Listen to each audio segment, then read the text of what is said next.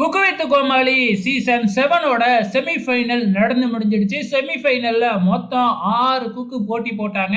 Senior டீம்ல இருந்து 3 பேரு, ஜூனியர் டீம்ல இருந்து 3 பேரு. அந்த வகையில 2 டீம்ல இருந்தும் வந்து பாத்தீங்கன்னா 2 பேரை செலக்ட் பண்ணிட்டு 2 பேரை செலக்ட் பண்ணிட்டு ஒவ்வொரு பேரை எலிமினேட் பண்ணிடுவாங்க. அந்த வகையில வந்து பாத்தீங்கன்னா சீனியர் டீம்ல இருந்து 2 ஃபைனலிஸ்ட்டை செலக்ட் பண்ணிட்டாங்க.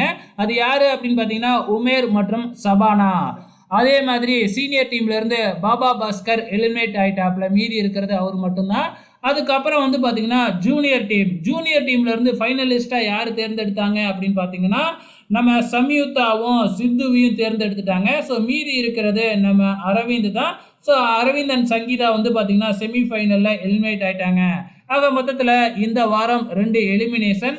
ஒன்று வந்து பாபா பாஸ்கர், இன்னொன்று வந்து அரவிந்த். ஓகே ஃப்ரெண்ட்ஸ், அடுத்த வாரம் வைல்ட் கார்டு நடக்கும்னு நினைக்கிறேன். இல்லை கிராண்ட் ஃபினாலே நடக்க போகுதான்னு தெரியல, பொறுத்திருந்து பார்க்கலாம்.